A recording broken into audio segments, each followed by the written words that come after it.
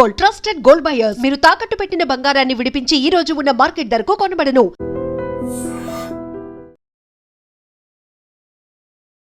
నమస్కారం అండి. నమస్కారం తమ్ముడు. హైదరాబాద్ లో ఒక ఇన్సిడెంట్ జరిగింది కదా, దాని గురించి ఏమనుకుంటున్నారు? అవును, నేను చూశాను. దాని గురించి చాలా బాధేస్తుంది.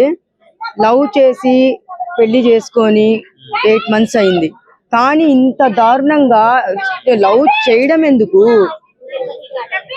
లవ్ చేయడం ఎందుకు? పెళ్లి చేసుకోవడం ఎందుకు? ఆడపిల్లని చంపడం ఎందుకు? ఇది ఎంత అయినా కానీ ఒక అమ్మాయిని ఆడ కొడుతుంటే కళ్ళతో చూసిన వాళ్ళు కూడా కాపాడలేరా?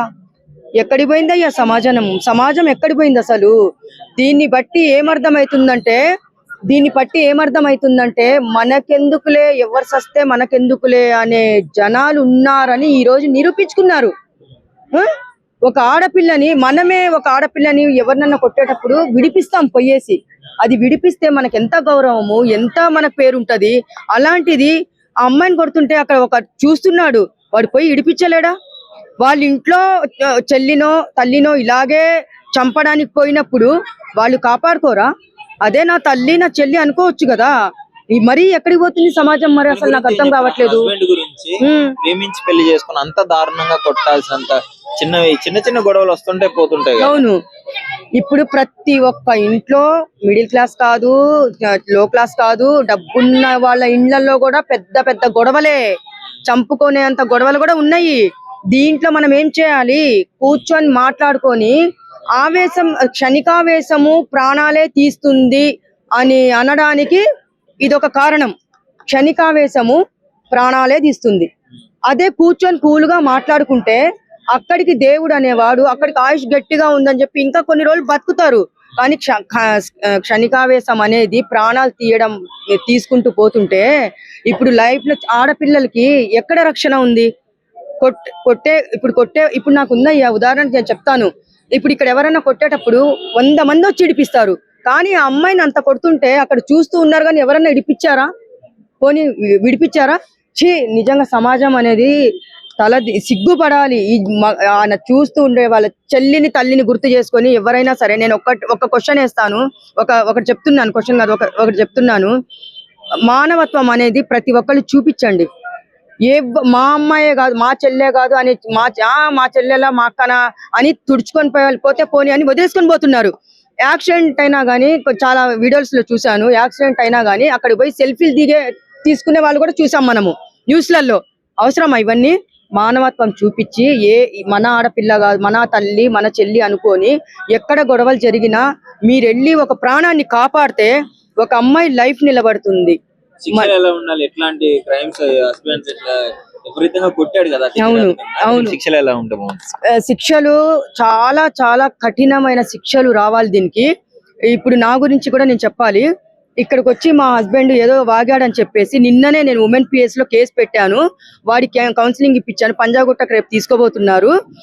ఏమైతే మనం ఇంట్లో కూర్చొని మనం నిరూపించుకోవాలి. ఒక్క మాట అన్నా పడకూడదు. ఒక ఆడది సహించే వరకే ఆడది. ఒక్క మాట అన్నా మనము తేల్చుకొని మనం వదిలిపెట్టకూడదు అని మనం అట్లా మాట్లాడాలి. శిక్షలు ఎలా రావాలంటే, ఇప్పుడు రేప్ చేసిన అమ్మాయిల్ని ఎన్కౌంటర్ చేస్తున్నారు, అవునా కదా? అయితే ఇంకోటి ఏంటంటే, ఇలాంటి లవ్ చేసి ఆడపిల్లల్ని తీసుకోపోయి 8 నెలలు సంవత్సరం ఉండి చంపేసే వాళ్ళని కూడా ఎన్కౌంటర్ చేయాలి. భార్యని కష్టపెట్టి నరకం చూపించే వాళ్ళని కాదు ఎన్కౌంటర్ చేసేది, వీళ్ళని కూడా చేయాలి.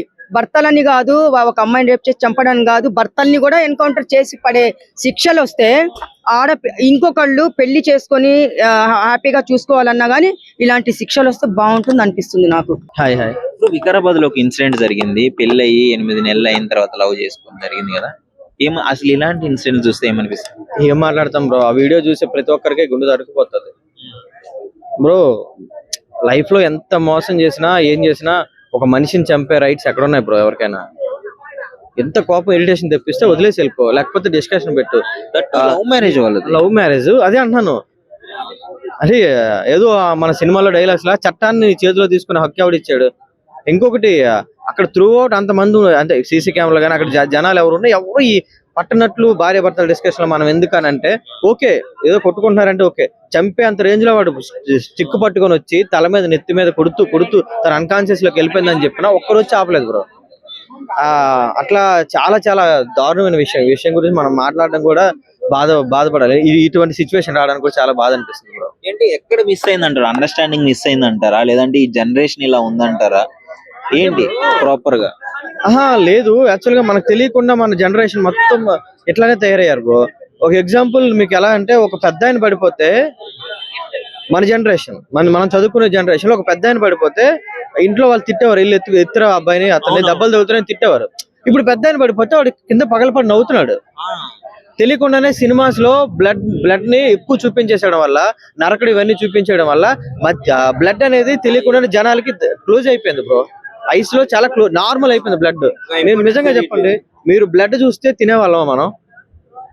ఇప్పుడు చిన్నపిల్లడు బ్లడ్ చూసినా ఆ మామ తినేస్తాడు హ్యాపీగా. అట్లా ఉంది బ్రో జనరేషన్. అట్లా జనరేషన్ అయిపోవడం వల్ల ఈ రోజు ఈ పొజిషన్ వచ్చింది. లేకపోతే అన్కాన్షియస్ లో అయిపోయిన అమ్మాయిని ఇంకా కొడుతున్నాడు, ఇంకా చంపడం, అంత కోపంకి తన మైండ్ ని అంత సైకోటిక్ గా మార్చేశాడంటే ఎంత ఫూలిష్ బ్రో. ఆఖరికి లవ్ చేసి తను ట్రస్ట్ చేసి వచ్చిన అమ్మాయిని తను తప్పు చేసింది అనుకోండి, లేదు మనకు తెలియదు, మనకి ఏం చేసిందో తెలియదు, కానీ ఏం జరిగినా సరే చంపే అంత పెద్ద శిక్ష చేయలేదు బ్రో. మన చట్టాలు కూడా మీకు తెలిసిందే. ఒకడు ఎవరు మన ఇండియా మీద దాడి చేసేవాడిని కూడా తీసుకొచ్చి కోర్టులో సబ్మిట్ చేసి ఎన్నో వేసి వాడి మీద ఉరి శిక్ష కూడా వేయరు. ఆ ఉరి శిక్ష కూడా వేసేటప్పుడు మీకు తెలుసు కదా బ్రో, పెయిన్ రాకుండా ఉరి శిక్ష వేస్తారు. అట్లాంటిది అంత బ్రూతల్ గా చంపేవాడిని ఇంకా తప్పు ఎవరిది అనేది పక్కన పెడితే అలాంటి వాళ్ళు మాత్రం క్షమించడం అనేది కరెక్ట్ కాదనిపిస్తుంది. లా అండ్ ఆర్డర్ కూడా కొంచెం స్ట్రిక్ట్ గా ఉంటే ఇలాంటి వాళ్ళు భయపడే ఛాన్స్ ఉంది కదా, ఎందుకు వీళ్ళు కూడా చర్యలు తొందరగా తీసుకోలేకపోతున్నారు? ఇప్పుడు జరిగితే ఎప్పుడో 10 years కి 15 years కి 16 years కి మినిమం ఇట్లాంటివి పడుతుంది కదా. ఇదే బ్రో, లా అండ్ ఆర్డర్ కూడా మీరు అనేటట్లు వెంటనే రియాక్ట్ అయ్యి, ఇప్పుడు ఎట్లా అయితే ఇంకోటి కూడా బ్రో, ఏదైనా ఇట్లాంటి జరిగితే 100% రియాక్ట్ అయ్యే social media law and order కూడా ఇదే ప్రశ్నించాలి. 100 ఇప్పుడు మీరు ఎలా అయితే అడుగుతున్నారో లా అండ్ ఆర్డర్ ఏం చేయట్లేదని, డైరెక్ట్ గా లా అండ్ ఆర్డర్ కూడా ఇదే ప్రశ్నించాలి. ఎప్పుడైతే ఇట్లాంటి జరుగుతున్నాయో వాళ్ళ ఫ్యామిలీ దగ్గరికి వెళ్ళడం, వీళ్ళ ఫ్యామిలీ దగ్గరికి వెళ్ళడం, ఏం జరిగింది అడగడం, జరిగిందంతా తెలుసు కదా అందరికి, మళ్ళీ వాళ్ళు ఎందుకు అడగడం, దాన్ని రీక్రియేట్ చేయడం. అక్కడ సాల్వ్నెస్ ని ఎప్పుడైతే సోషల్ మీడియా పట్టుకుంటుందో అప్పుడు లా అండ్ ఆర్డర్ కూడా చేస్తుందని నా ఒపీనియన్. లా అండ్ ఆర్డర్ 100% చేస్తుంది, కాకపోతే చాలా డిలే అవుతున్నాయి మీరు అనేటట్లు. ఆ డిలే లేకుండా మంచి చేస్తేనే హ్యాపీగా ఉంటుందని కోరుకుంటున్నాను. ఓవరాల్ గా ఇన్సిడెంట్ చూసినప్పుడు అసలు మీకేం అనిపిస్తుంది? ఒక్క మాట చెప్పేసి.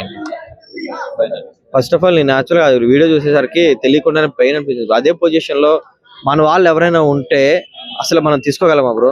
అదే పొజిషన్ లో మీ అక్క గాని నా అక్క గాని ఉంటే ఎంత తప్పు చేసినా, ఒక పర్సన్ లవ్ చేసి వాడిని నమ్మి వచ్చిన ఆడపిల్లని అలా చచ్చేటట్లు కొడితే మీరు యాక్సెప్ట్ చేయగలరా? అసలు 1% యాక్సెప్ట్ చేయగలరా? ఎంత తప్పు చేస్తే ఏంటి బ్రో? ఒక మనిషిని చంపే అంత కోపం నీకు ఉంది అంటే అది ఫూలిష్నెస్ అవుతుంది. చంపే అంత తప్పేం చేసింది అనేది నువ్వు ఎక్స్ప్లెనేషన్ లేకుండా డైరెక్ట్ చంపేయడం అనేది కరెక్ట్ కాదు.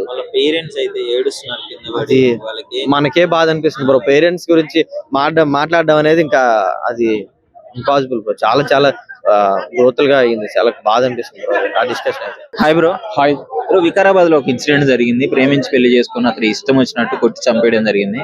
దాని గురించి మీరు ఏమనుకుంటున్నారు? ఒకటి అన్న, ఇప్పుడు ఎందుకంటే ప్రేమించండి, లవ్ చేసుకోండి, ఇష్టం చేయమని తీసుకోండి.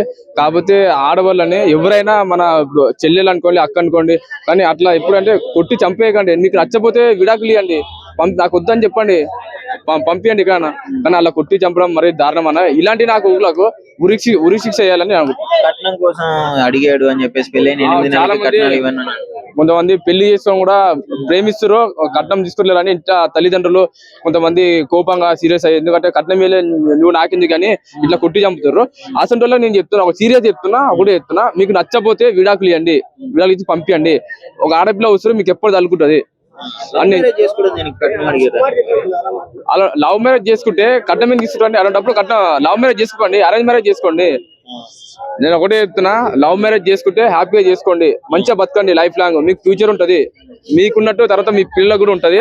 కాకపోతే ఏంటంటే కొట్టి చంపకండి. ఒక వీడియో చూసినప్పుడు మీకు ఏమనిపించింది? అప్పుడు ఒకవేళ అసలు అంటే మన ఇంట్లో ఆడపిల్లకి ఇట్లాంటివి ఏమైనా జరిగితే ఏం చేస్తారు? నేనైతే చంపేస్తాను, బతకనే అసలు భూమి మీద బతకని. ఇప్పుడు ఏదైనా ఒక వస్తువు పగిలిపోతే అని పోటుకోతే మనం తిరిగి తెచ్చుకుంటాం, కానీ ఒక మనిషి ప్రాణం పోతే మనం తెచ్చుకోలేం కదా.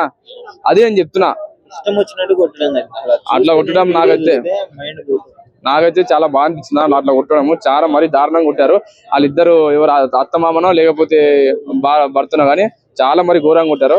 ఆడపిల్ల ఉసురు వాళ్ళకి తగులుతుంది, ఆమె ఎట్లా చనిపోతుందో వాళ్ళని కూడా అట్లా కుట్టి తమ్ముతారని నేను అనుకుంటున్నాను. పాపం వాళ్ళ కన్న తల్లిదండ్రులు అయితే ఏడ్చుకుంటూ హాస్పిటల్ దగ్గర కింద పడి వాళ్ళకి ఏం చేస్తాను ఏం చేస్తా తీసుకురాలేం కదా.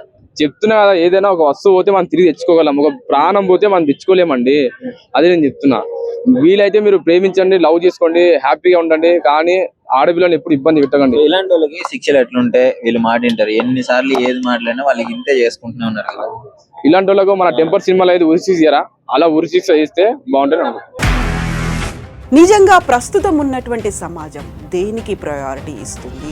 ఆర్థిక సంబంధాల చుట్టూ మాత్రమే తిరుగుతోంది. మళ్ళీ ఎన్నికలంగానే చాలా విరక్తి కలుగుతాను. మంచి అనిపిస్తుంది కదా, లేడీస్ కూడా ఛాలెంజింగ్ జాబ్స్ చేసినప్పుడు చాలా బాగుంటది. ట్రాఫిక్ అసిస్టెంట్స్ గా నియమించిన ట్రాన్స్జెండర్స్ అందరితో సాల్యూట్ చేయించుకుంటున్నారు. ఫుడ్ డెలివరీ ఇవ్వటానికి వెళ్ళినటువంటి డెలివరీ బాయ్ అనిల్ పై కళ్ళ ముందు పెళ్ళండి కొట్టి